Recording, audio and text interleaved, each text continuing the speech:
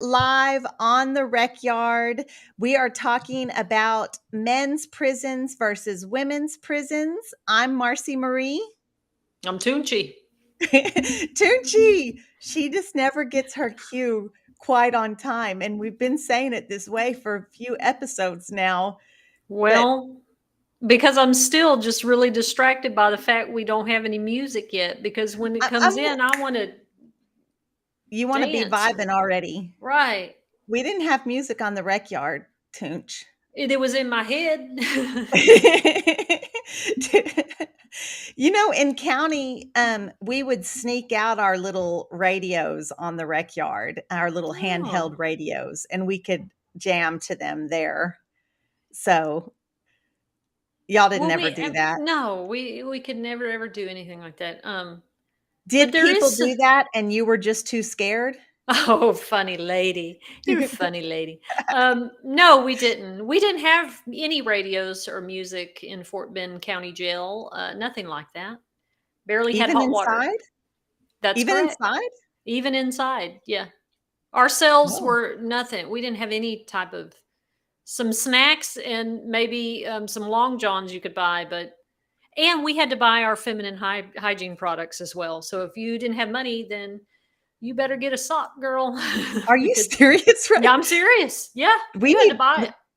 We need to do a full episode on that county jail, on your experience. We should do a county jail Oh anyways, y'all, yeah. in all seriousness, because that's a whole different deal. So we have a special guest, and he's my friend. I met him through TikTok first and then Facebook. He did time in Oklahoma. And so when he's ready, he's gonna let me know by turning his camera on, and I'll pop him on here. Um, but we're ready for questions. We want to know what you guys want to know about men's prisons. And if you're a guy watching and you have something to say, let us know. Put it in the chat, and I will Tunchi and I will try to respond to that. We're so glad for you folks that are already tuning in. We appreciate y'all so much. Um, so, okay, Tunch, James is ready. So I want you to meet him. I'm excited for you to meet him. Okay. Let's do it. Hey, James. How's it going? Hi, Good. James. Thanks so much for coming on here like last minute. I'm y'all, we had someone else scheduled, another guest scheduled, and he had a family emergency this morning, and my friend James stepped up. I messaged him and he got right on it, and here he is. We're so excited. So y'all all have been asking a lot of questions about, or y'all suggested we do this episode. We did this episode based on y'all's suggestions. So we definitely want to know what you guys want to know. So we'll answer live as we normally do. And let's start with James. Tell us how much time you did and what state you did your time in. Well, my name is James Fleming. I did 9 years, 4 months in total in Oklahoma. First time, never been in trouble before, uh, which was kind of devastating. You know, that pill that you have to swallow whenever you realize that you're going to do that much time is just kind of, it's hard to swallow, but you know, it made me who the person I am today, made me the person that I am today. And you know, I would never change that. That's a blessing from God in disguise for sure. Well, James, what was your sentence if you served 9 years and 4 months? I'm just curious if you made parole or. Well, so in Oklahoma they have two different sentencing types. They have like 85%, which is, of course, you serve 85% of your sentence, and then they have like nonviolent offenses or lesser offenses that are, if you get all your good time and you don't get in any trouble, you stay level 4, then you do roughly about a third of your time. So my original sentence was a 10-year, 85% for burglary, and I did. So I did about 4 years on it, and I went back to court. I had two pending burglary cases in another county. So I went back to court on those cases, and they gave me 6 more years on top of my 10 years, 85% that I had to do. So, and that was devastating as well. I'd been in prison. I already came to terms that I was going to have to do 8.5 years. Okay. And I go and get this 6 more years, which it was 1/3 of the time, but still that's 2 more years added onto my sentence. And, I remember coming back to the yard and all my friends were like, oh, everything good, everything good. And I just dropped my head and I was like, no, everything is not good. And they just couldn't believe it. So anyway, I did 7.5 years on my 8.5 year sentence, on my 85% sentence, and I made a commutation from the governor due to programs that I had done, good behavior, uh, keeping a job the whole time while I was in prison. Just everything that I had done good to better myself had finally added up and paid off. So I did the 7.5 years. I made commutation, and I started my 6 year sentence. And I was in some like substance abuse treatment programs. I was in some VOTEC programs all at the same time. Just doing as much as I could, try to better myself. And they ended up giving me good time for those programs. And after it was all said and done, it ended up 9 years. 9 years and 4 months to the day is what it ended up. Wow. Wow. I want to, you said something during that time um, that when you got back to the yard, you got back and you had the bad news. And I'm just wondering, as a man, I mean, generally in society, men don't show that much emotion. And I'm just wondering, what's that like in prison, navigating your emotions in front of a group of men? Because for us, even in prison, for me at least, and Tunchi, you can chime in, because for me at least, I could cry. Yeah. I mean, I could fight 1 minute and cry the next. And by me crying, people really wouldn't think that I couldn't fight, right? So, yeah, Well, how was that? Is that different there? it is different. Just the you can't show any weakness. And I've heard you say that about women's prison as well, but in men's prison especially. So, you know, I did cry a couple times in that 9.5 years. I can't say that I cried a bunch, but I would definitely do it by myself. And when I was at that prison, we had cells that we could go in and close the door and turn the lights off, and it was just you and your cellie in there.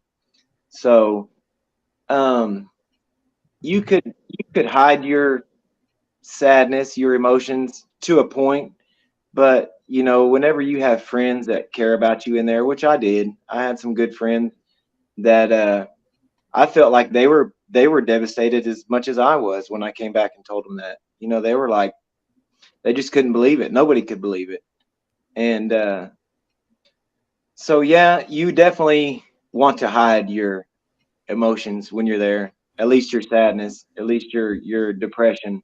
But it's still there. It doesn't go away for sure. Uh, you have to deal with it one way or another. And you guys know just as well as I do, there's plenty of ways to deal with it, but I chose to face it head on and you know, go and pray about it and just live through it. I do want to ask you, is because we have something in common. One of my charges is burglary, so I got a 12-year sentence. And most of the women that I knew, I don't know, Marcy, if you know a lot of people that have burglary of habitation. We had 10s, 12s, 15 years, but the men I knew would get 5, 4, 6. Several, and still get just those amount of times, while the women I knew got 2-digit numbers for the same offense. And I think that we anecdotally saw that a lot in terms of sentencing. Do we know that as women that happens, at least in Texas? So would you say that women in Oklahoma would receive the same sentencing as you would have for your charge? Maybe not for burglary, but and I don't know how it is in Texas, but I know that if you women from what I've been told and what I've seen, what I've read, um, women would get very harsh sentences if their charge had anything to do with their child, like say they broke in a house and they had their child was in the car with somebody, or they're going to get not only that burglary charge, but they're going to get child endangerment, child neglect, which automatically raises that charge from a nonviolent crime to a violent crime. And so and they I know in Texas they can run your sentences consecutive to each other, and instead of just running them all concurrent, they can do like they did to me and run them all consecutive. I don't know about the burglary if they got more time for that, but I know that they definitely, if a woman got in trouble and they could any way, shape, or form, tie her child in with that, it they would just lay it out. They would just give them the ringer. You know what I mean? Yeah. Yeah. I mean, and Marcy, you talked about your charge. And again, even with money charges, I never heard of men getting the sentences that we would get if you compared the circumstances together. And there is data to show, like James mentioned, that women get punished and sentenced more severely and disciplined inside differently. Do you know when I did that? I recently did an interview with Locked In, and we talked about that very thing. And the question was, do I think that I got sentenced more harshly because I was a woman? And my answer was, I'm not so sure that it's because I was a woman necessarily, as a woman in a small town that took money from a prominent man, and they came for me. The guys Yeah, came for me in those yeah. comments. And I haven't looked up statistics myself, but a lot of them threw statistics in the comments, that men get more time. And I don't know, because I also feel like men make parole faster, because we were incarcerated with a lot of women where their co-defendant was their spouse or boyfriend, and they Yeah. would be home on parole already, riding their women in prison, and their ladies just aren't making parole. I, So I think part of that is just due to the overcrowding. Like in Oklahoma, while I was locked up, I know we were number one in the world for incarcerated per capita for men and women, but they had more room for the women, if that makes any sense. The men's facilities were like 112% capacity or something like that, but they still had bed space for the women. So, they were kind of forced to let the men out on parole, whereas, they had room for the women to stay in prison, which sucks. That's not right, but they not want to right at keep those all. beds they want to keep those beds full. And Yeah, that's kind of Shaquille's talking about exactly. that too. She's asking, are women more likely to be released on parole, due to their shorter sentence length, which I don't think women get shorter sentences. Um, No, Chunch.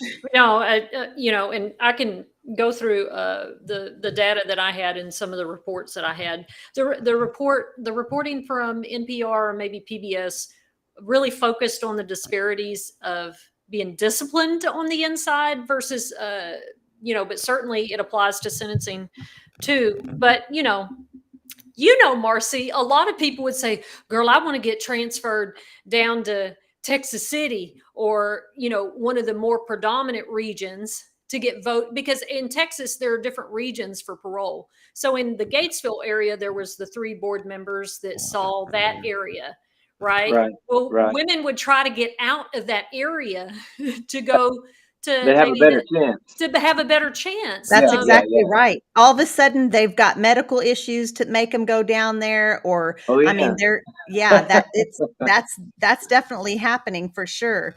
Um, Yeah. let's talk about disciplinary. You brought it up, Jennifer. Disciplinary cases Oh, in this and prison. honey, this is probably what makes me, the sentencing makes me frustrated and angry.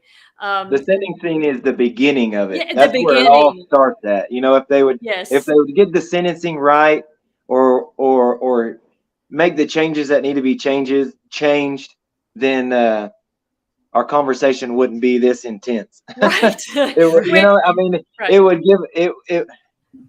Anyway, go ahead. Sorry, I didn't mean to If interrupt. we Go could keep ahead. people out of cages and prisons to begin with, but No crap. what we noticed, James, was that we felt this was true, and then I got out and I found the research and the reports on it, was that we were disciplined far more harshly over the pettiest shit, like petty. So, for instance, in Texas, you would have a guy that gets a contraband case, and his contraband is a tattoo gun or a shank or something serious, right?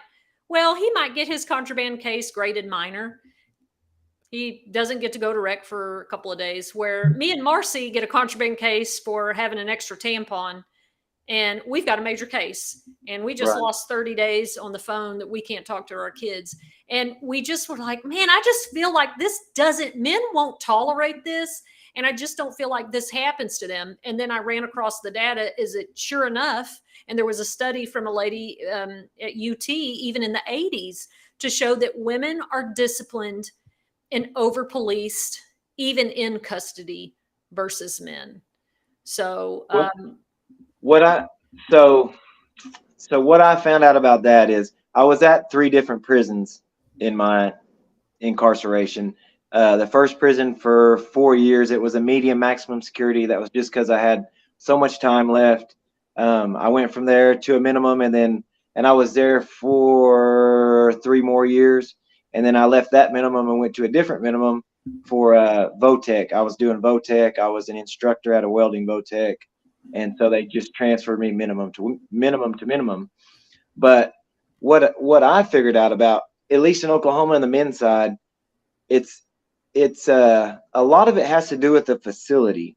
So if you're at a facility that has a lot of drugs, a lot of cell phones, a lot of violence, stabbings, beatings, killings, whatever, they're not so petty. You're not going to get a write up for a tattoo gun. You're not going to get a write up for not being in your cell on time or being in the shower during count. But when I went to a facility that didn't have very much contraband, the write-ups just seemed like it was an open dorm facility as well. So, they would call count time and you're supposed to be at your rack for count. And if you weren't, even if they came by to count you after they already counted that dorm and they left, if you got up from your rack and went to the bathroom or went washed your hands or went and got some water or whatever, you still haven't left that dorm, but they would write you up for it. They give you misconduct for it. So, and I actually saw, so as the contraband at that prison began to get more prevalent, they got certain people there that could get more contraband, phones, meth, heroin, and violence started kind of increasing.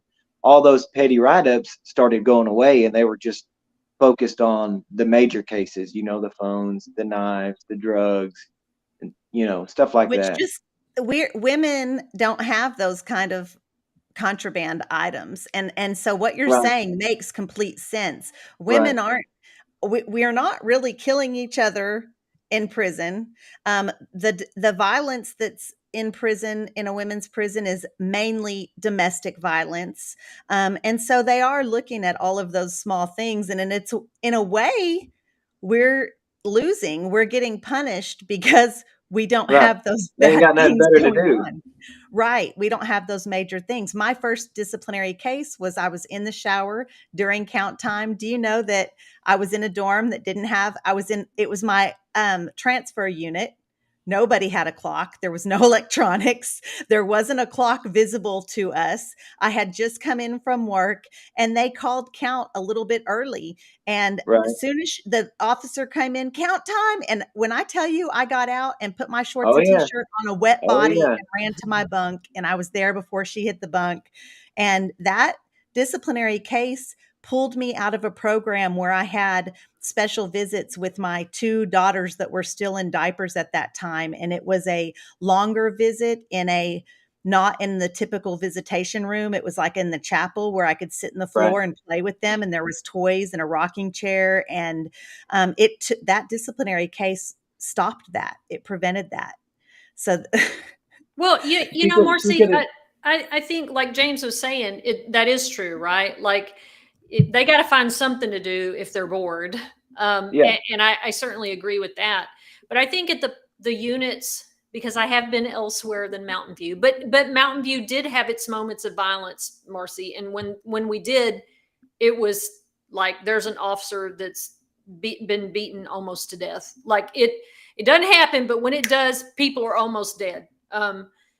And when those moments would happen, it's women, they don't, well, okay, you know, we start like James described, they tightened on us. It was like the pettiness and the over policing got even tighter when things did pop off. So it almost had the opposite reaction when we acted out.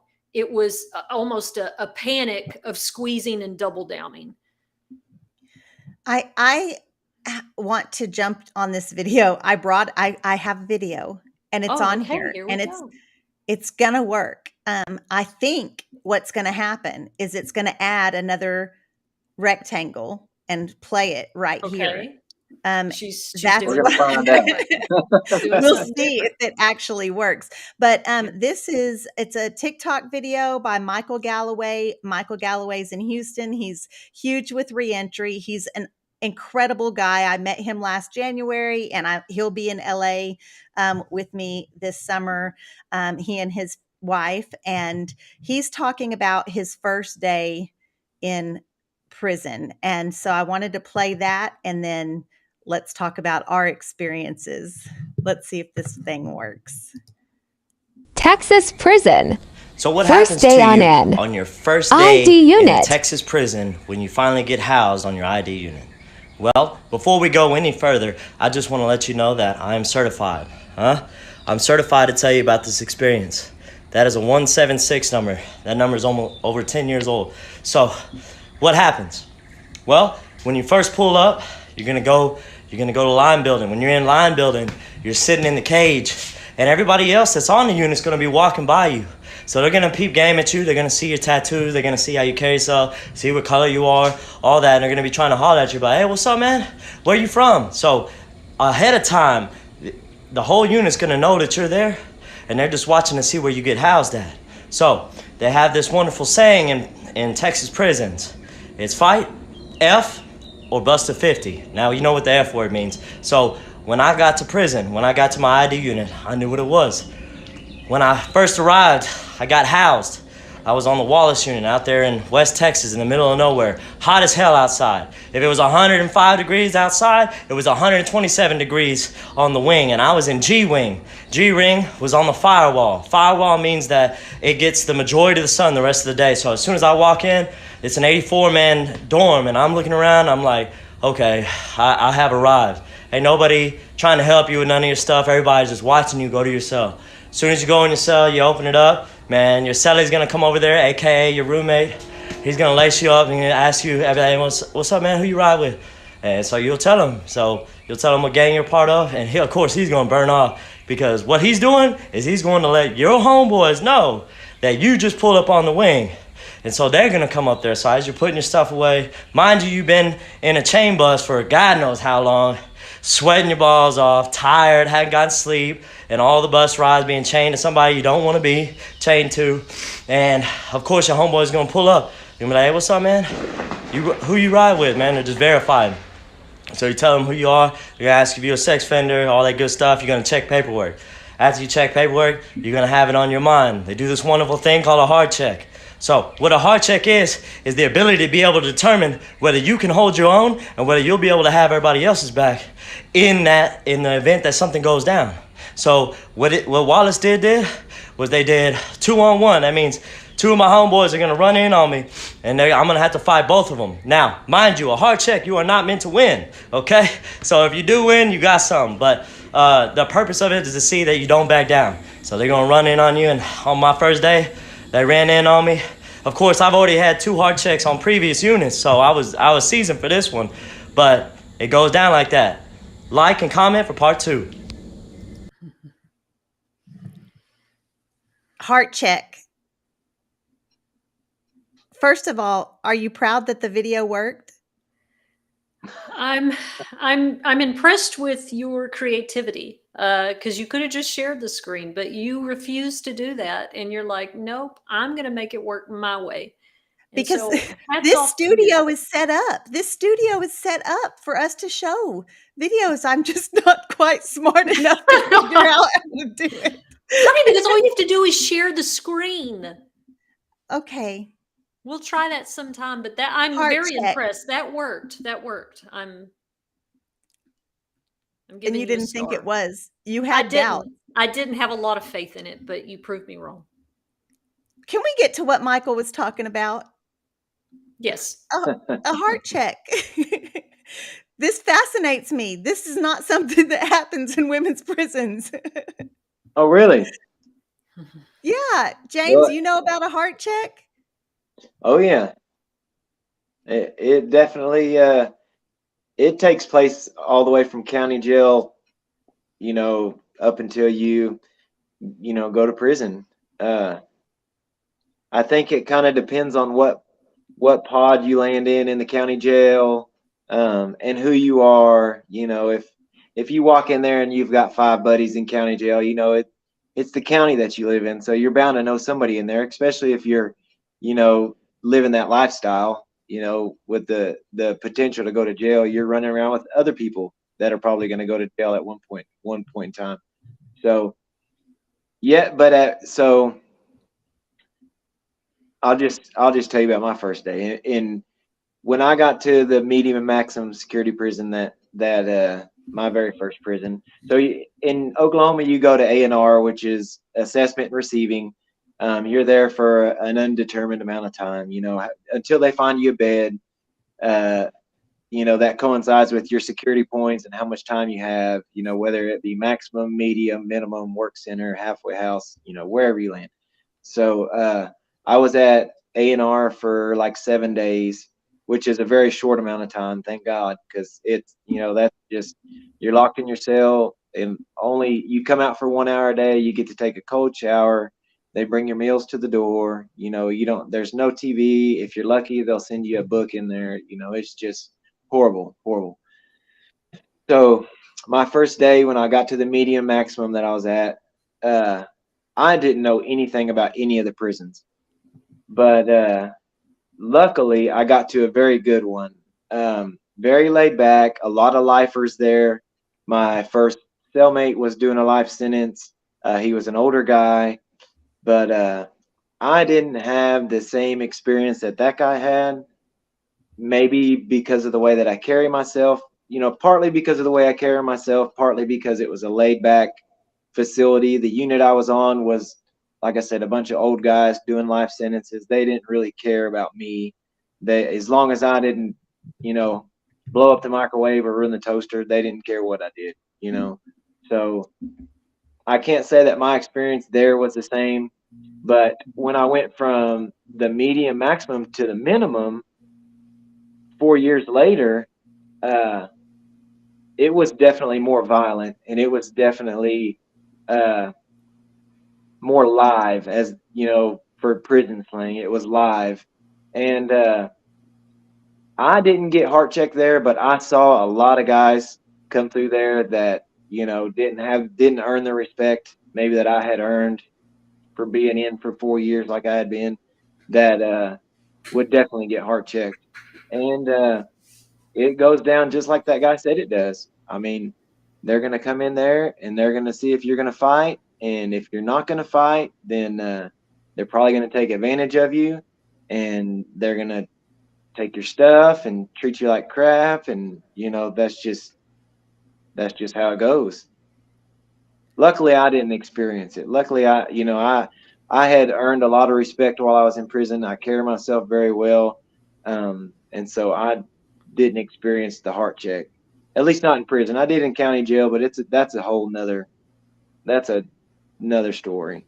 Yeah, that's a whole nother world. We were just That's talking a whole we were nother talking podcast about right that. there. That's right. We were talking about that. What about you, Tunchi? What about you walking in the first time?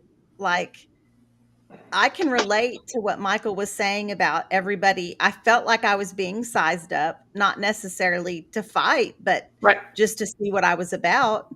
Yeah. No. So my first time, I was 17. I was a week away from turning 18, and we didn't have Plain State or Woodman. So reception was reception at Crane Unit, at the Gatesville unit. And I walked in by myself. The van dropped me off from the Texas Youth Commission. And to me, it sounds like the same exact experience, except instead of physical testing, it's emotional testing. It's psychological testing. That's the only difference. Everything that he described reminds me of intake, of, like you said, being sized up, people asking what county are you from, what city. Oh yeah. Maybe not necessarily the gang stuff, but the What city you and the charge county, is, how what much to time you charge, have. all that Yeah. stuff. Yeah. But women are testing you in very different ways to see if they can run over you or manipulate you or use you. And that's testing. I like to think of like the way that we're different can really be summed up in that men's behaviors is very overt and women are very covert. So everything that we were doing was this subtle psychological testing of boundaries. And can you hold your own? Can you tell me no? Can you be firm? Yeah, Are you easily manipulated? And I think that there is some of that physicality with women, and there is definitely the psychological, emotional with men, but it's like they're kind of the opposite in terms of what's more predominant. And I had to learn as a teenager. Now, I had already been in a youth facility, which was far worse than any adult facility I've ever been in. So I kind of was prepared. But Marcy, I'm sure that you experienced very similar things coming through intake. I did, but I don't remember anybody asking about my charge. People wanted to know my sentence, and they were always shocked. And there was even some times during my incarceration where people even were like, there was like a rumor that, oh, she's not here for a money crime, like she did something. And I'm like, I didn't ever even show my paperwork for that. Like, I was just like, tell your family to look me up. You like Google my name. I'm made the front page of my little tiny Texas Towns newspaper. Like, just it's easy enough to look up somebody's charge. So I don't remember, but you remember people asking about charges. Mm-hmm. Yeah. I mean, some bold people did. I think we were careful in the ways that we did that, but no, definitely people, because I was so young, maybe that's why people felt more curious to just blatantly ask. And it's funny, right? Like, because there is something very unique about us that we did create rumors about one another that, no, girl, she's not here for a money crime. She's here for, putting a baby in a river or something, like really outlandish. Hey, did you hear this girl that put a baby in a microwave? And I'm like, that's not true. That's an urban legend. I've never met anyone here that has done that. Let me stop you right there. So I'll add to that. My first day in prison, I told you my cellie was a older gentleman doing a life sentence. My next door neighbor, I get there, don't have nothing, whatever they give you, a towel, a couple pairs of underwear, and whatever you got on your back. So a guy, my next door neighbor, maybe 2 doors down, he comes over, and big guy, tattoos all over his arms, comes in, very intimidating guy. I'm not a big guy. I'm like 5'8", 150 pounds. So he comes and gets me. He's like, "Hey man, let me come over here and let me talk to you." So I go to his cell, and first thing he asked me, he looks me in my eyes, and I'm looking him in his eyes, and he just wants to see if I'm being honest. He said, "What are you in prison for?" And I tell him I'm not ashamed of, you know, being in prison for burglary. That's not a crime that you're ashamed of in prison. I'm not excited about it, definitely out here, but anyway, that's not the answer that he was looking for. So I said, "Yeah, I'm in here for burglary, forgery, yada yada yada." And he said, "Okay." So he starts getting some stuff out of his locker, like coffee, soups, envelopes, stamps to give me, so I could write my family. I could drink a cup of coffee and eat a soup and whatnot. And we talked for about 10 minutes, and he said, "Well, when the case manager gets here tomorrow, you're going to have to move out of that cell." And I said, "Well, what do you mean I'm going to have to move out of that cell?" And he said, "I know this may sound crazy, but," he said, "that guy's in here for putting a baby in the microwave." And I said, "Really?" And he said, "Yeah, you can't live there. If you live there, then they're going to profile you as being being friends with that guy, and being, okay with his crime." So I moved out of that cell the next day when the case manager got there, and the case manager did not give me any grief about it or anything like that. And all those years, I always wondered, was that guy really in prison for that? And so Right. when I got out, I looked him up, and I remembered his name. I remember what he looks like, and sure enough, he put his That was grandson, true. his daughter's son, his grandson, in a microwave and killed the baby. Well, No Oh, lie. James, you I have know I was not trying to one up you. I no, promise. you have myths and rumors are usually rooted somewhere in something happening at some point. Um, so you have proven that horrible myth true, at least in Oklahoma. At well, least in and Oklahoma. At least I in looked up. Oklahoma. There was a girl on Lane Murray. She's still there now. She had a big sentence, and that was everybody said that about her. And then they went on to say she then fed her baby to her spouse. Like this was the rumor. Right. What? Tell me, Tunch, tell me. No, I've heard that. That was the second part of the rumor. Right, right. Yeah, When I got home, I looked her up. No, that's not what happened. She right. she did lose her baby, and it was something not as horrific or intentional as that. Probably she lost her shit, and it was a shaken baby syndrome type situation. But it was not feed to your Not a spouse. microwave. And everybody believed it. I mean, it was Everybody just believed it. There was stuff that people believed. Hey, that even when I was in there, I fully. Let me tell you one example. Okay, so there was a lady that she worked in Braille for many years, and she had a story that she had unalived her abusive spouse, and it was like, man, gosh, damn, she had the whole story. She had the whole story, y'all. Well, she makes parole. She gets released. And this was around the time when, it was kind of new looking people up and that kind of stuff. Right. Well, there was one place that you could always see where somebody got transferred to was The laundry. kitchen. Because Oh, the in the laundry. kitchen oh Okay. too. yeah. Yeah. Yeah, you've Be- got the roster. Yeah. So she's been transferred to Hilltop for a oh, program. Oh, well, we know oh. what program that is. So That the is, people that don't know, that's the sex offender program. If you yeah, have a sex crime, you have to So complete they send this. you. yes, That's where for the they send women. you at the end of your time. It's an 18-month program, I Yeah, think. pretty Oh Wow. wow. intensive, right? And so the Braille manager, they were having this big celebration about something, and she was just like, I would hate for her to miss that. She's worked here for years. I'm going to get special permission for her to come back to Mountain View for that day. Okay. And she did that on her own. Now, only my one friend that was down there knew that she was getting her pulled back. It was going to be a surprise. Girl, we had a long street like Lane Murray. On the back of the unit was our main street. Well, we had two main ones, one that went to the rec yard and one that went to the chow hall. And she's Mhm. walking this main, and everybody, Marcy, everybody was at the windows in the dorms looking at her. Nobody yelled at her, said anything, and we just watched her walk this long walk of shame and just looking at her face, she's just mortified. Because now we all know that what you said for all these years was a big fat lie. And it's like, I get why you did, because people are judgmental. And I do my best never to be judgmental, because I've lost my mind and done very violent things. So who am I to judge anybody, what someone's circumstances are? But I just felt so like, oh my God, how horrible for her. But it kind of leads me to the question in terms of like men and women. Like, I know men react very strongly in a certain way against certain charges. And people always ask me and Marcy and other women how we respond.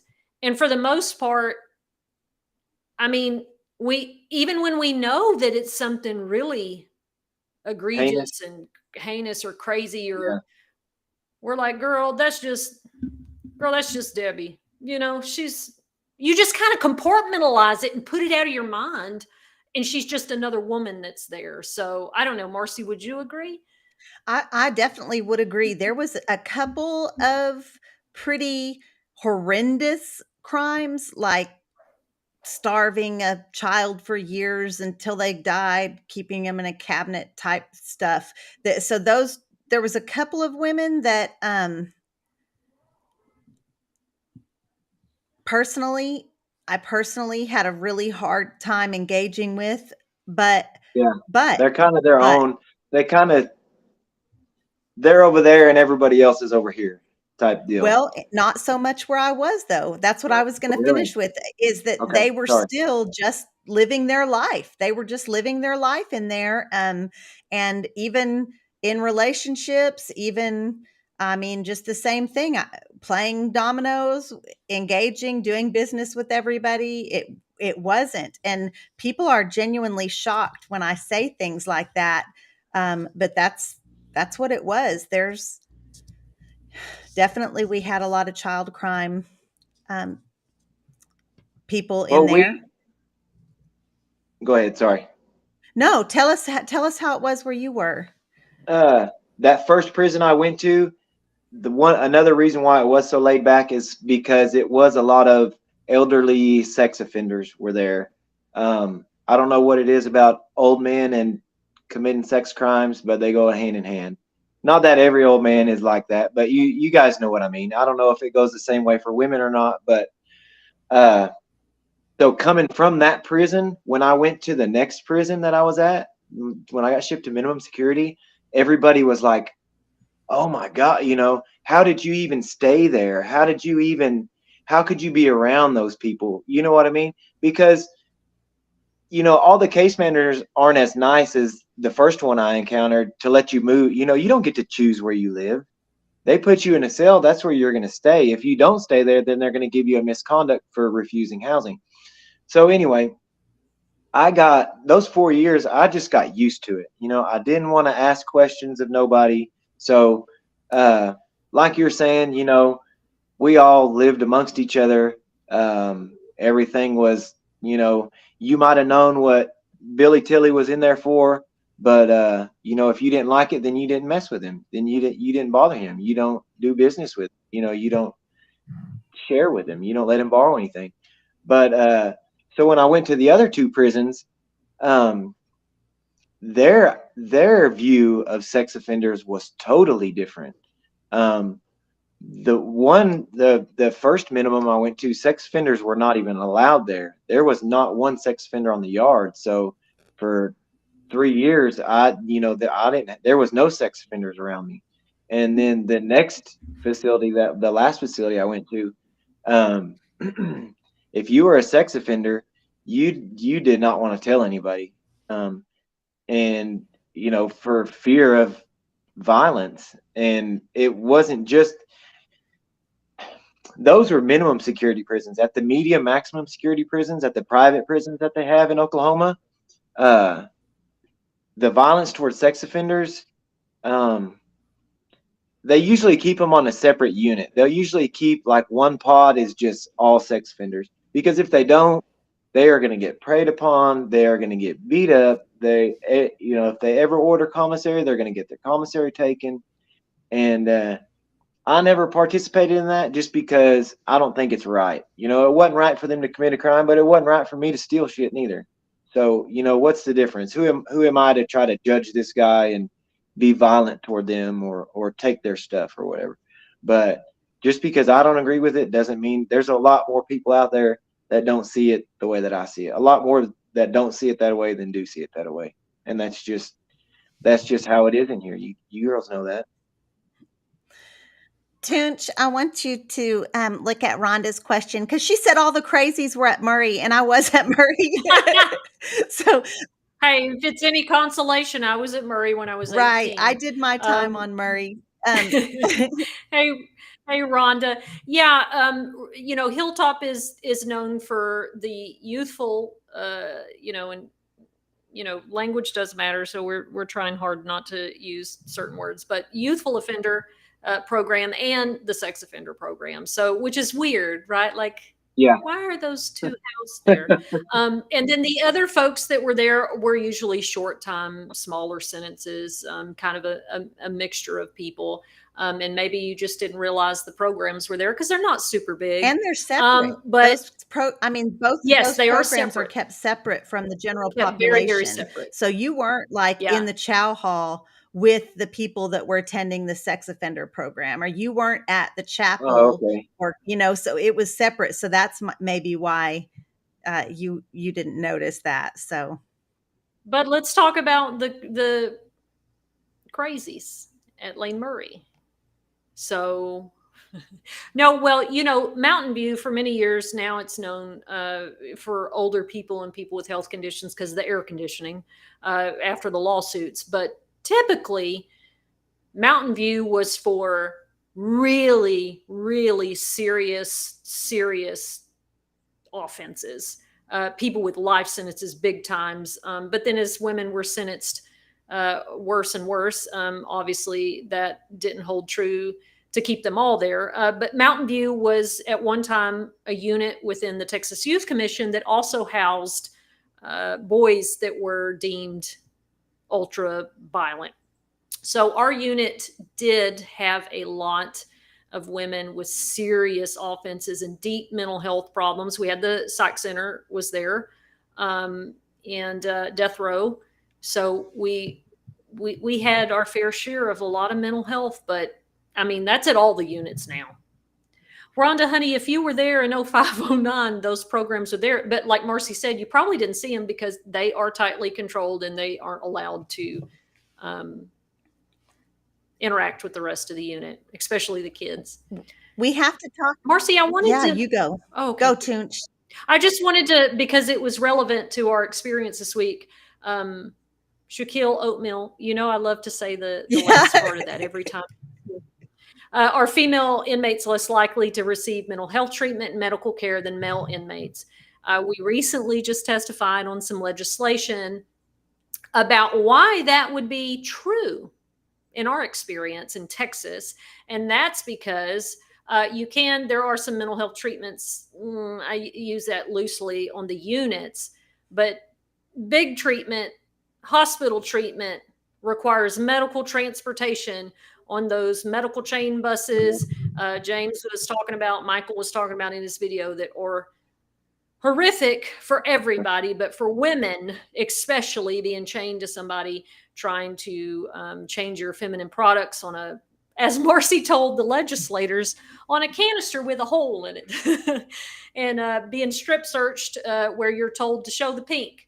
I want you to know that everybody in the room suddenly, they were wide awake then. I needed their attention. Honey, but it was true. Well, the warden, that's what that TDCJ warden got up there and blatantly lied and misled the legislators to believe that the hole that people use the restroom on a Bluebird for transport, which James, a Bluebird is what we call prison transport buses in prison. That's the brand. The white buses. The white buses, that's right. Yeah. But she led them to believe it was like maybe a Greyhound bus bathroom. Yeah. Where you close the door and this, it's tight and uncomfortable. Check your hair in the mirror when you get done. Right. Yeah. Right? Marcy was like, no, it's about the size of this podium, and there's somebody sitting right here and right here, and it's a hole. It was great. It really was. My folks said that we did some great testimony. It was stark, and that's what they need to Yeah. hear.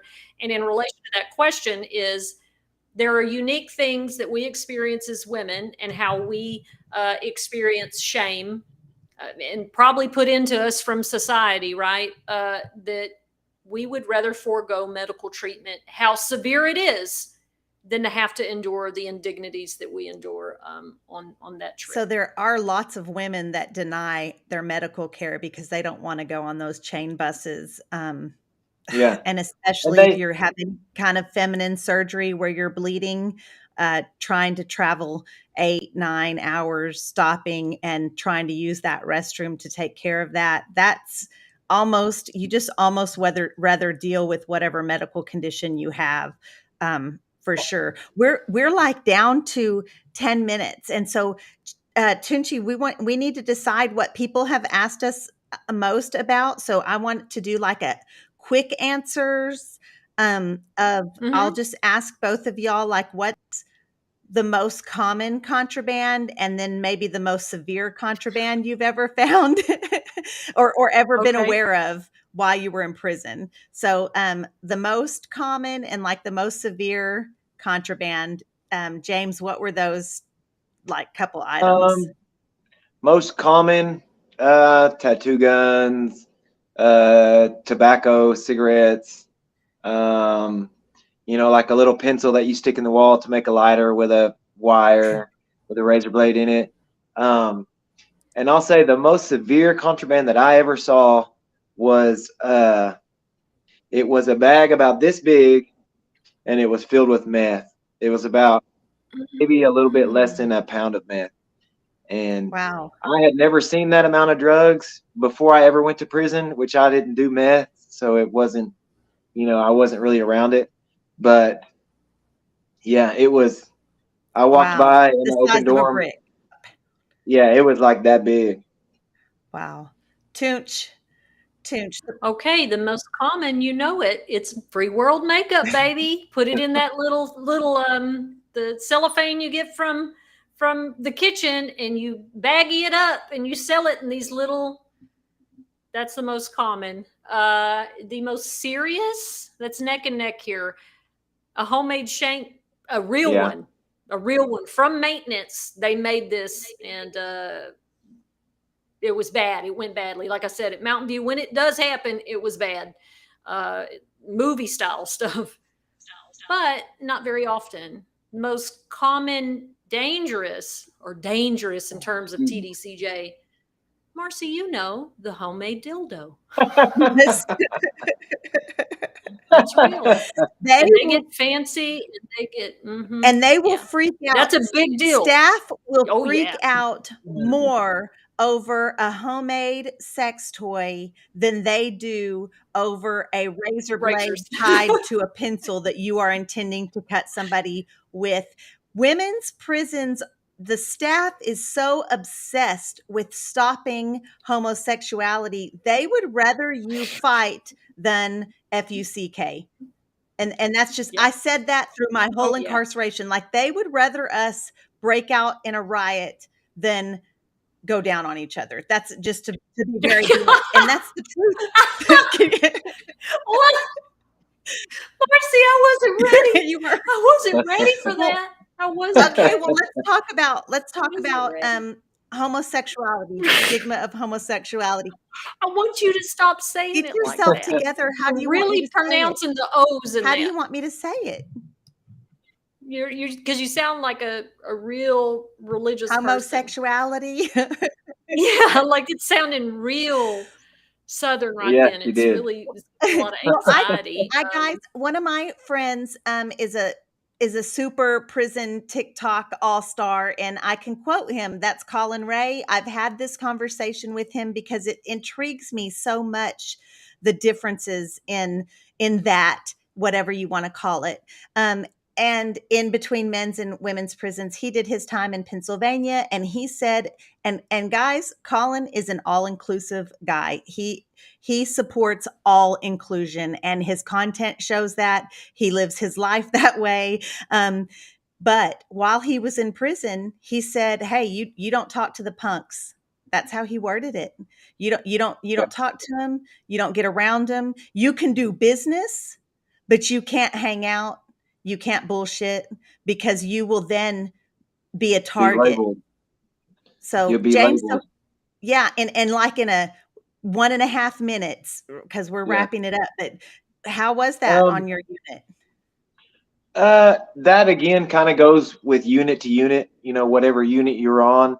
The second unit I was at, there was some homosexual activity, but it was way undercover. They weren't walking around flamboyantly, letting everybody know. But the first facility that I was at, the one with all the old men, all the old sex offenders, they would walk around with their shirts tucked in like a tube top, and carrying little Very purses. open. Yeah, and have they had bra stuff. It was just like I'd never seen anything like that before. Whenever I went to prison, and I'm like, what? Long hair, very flamboyant, very over the top. But at other prisons, they didn't want anybody to know about it. And if you were in a relationship with one of those if you were in a homosexual relationship with a punk and you were at a certain prison, that's probably going to be your only friend. And nobody's going to do a business with you. Like you said, nobody's, you might find other punks that will, associate with you. Nobody's going to sit at the chow hall table with you. Nobody's going to walk to chow with you, walk to the library with you, walk, anywhere. So again, it kind of goes depending on what prison you're at. But, for the most part, what I saw is at minimum securities, it was, pretty undercover. You don't want to, they didn't want anybody to know. They didn't want to be flamboyant about it. They didn't want to be showy about it. Gee, how was that in a women's prison, since you were a man? Oh, because I'm God. Boy, you're really coming in with the heat. You're really showing out tonight. Marcy's showing out on the rec yard. Showing out. And you know what happens when you start showing out in front of folks. Well, people did call me he, which, if that's how you identify, that's fine. But I didn't. And I used to get very frustrated because I'm like, I identify as a lesbian, like your old aunt, that likes to read books and has a cat, and that stereotype, right? Nana. But yes, Nana. And so, but the staff treated me very poorly until they got to know me, and then they saw, oh, she's not a stud broad. That's what we call butch women in prison. Yeah. She's Nana, right? Like she's the aunt that has a special friend.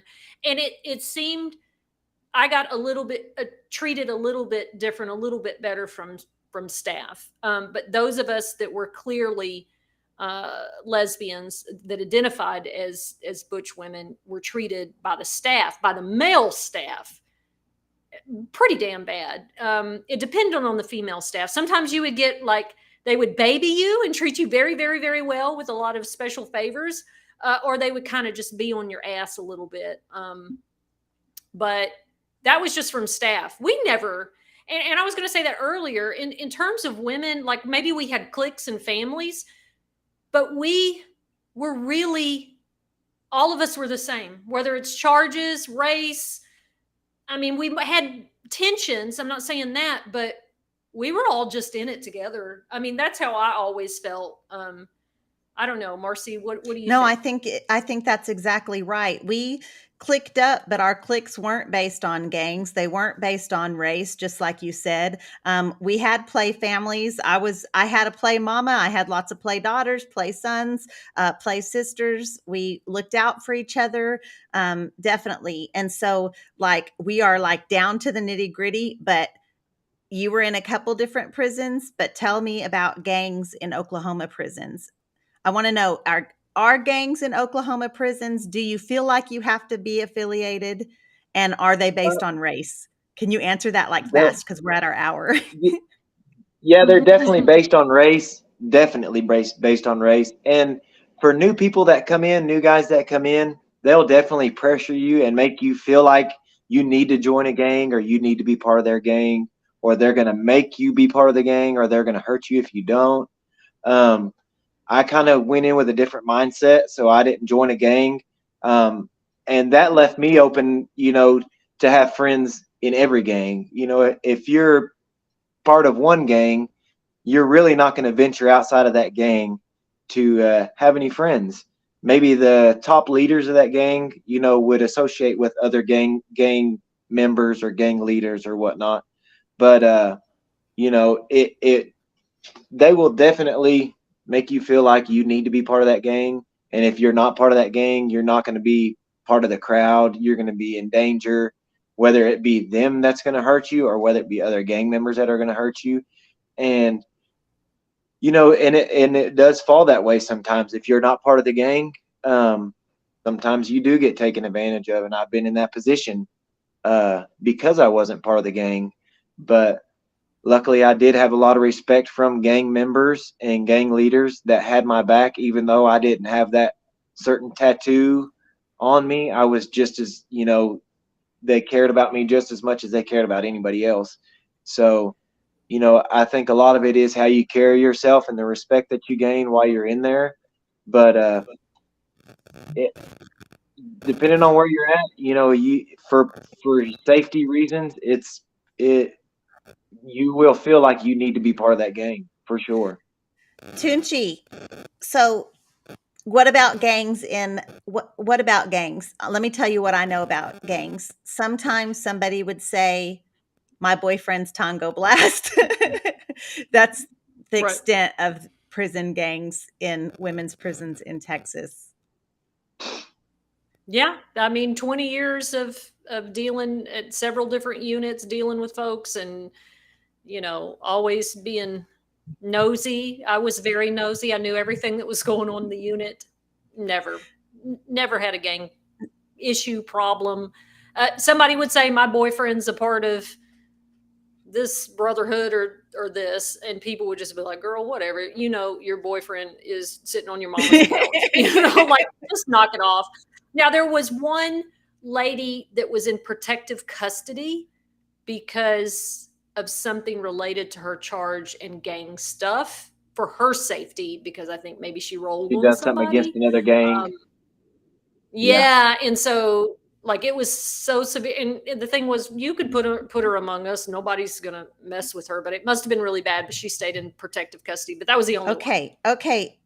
So I I would have one. definitely that's definitely a subject that I would like to touch on the next podcast, because Yeah. I do have friends that are still there. I talked to one last weekend, and some of them are in gangs and some of them aren't. And one of my buddies that I talked to the other day, he actually just got out of the hospital. He got stabbed, his lung collapsed by a rival gang member. So that Yeah, that would be we another could do a subject I'd whole like to talk about. episode on gangs for sure. Okay, quickly, because we're over our hour. Thank y'all for hanging on. We have so many people on here watching right now, and we're so grateful for it. So there is legislation right now. It's House Bill 1524. It's for body cameras on correctional officers. So the same way that police officers in Texas have to wear body cameras, this legislation would make correction officers wear body cameras. So I'm for it all the way, and it's because my experience with officers sexually assaulting female inmates, officers using unnecessary force on female inmates. But when I put that like call to action on a certain Facebook page that is predominantly formerly incarcerated men, they were like, no, we do not want those officers to have body cameras because we will lose our hustle. So, like in 60 seconds or less, James, what are your thoughts on body cameras for correctional officers? They'll never do it.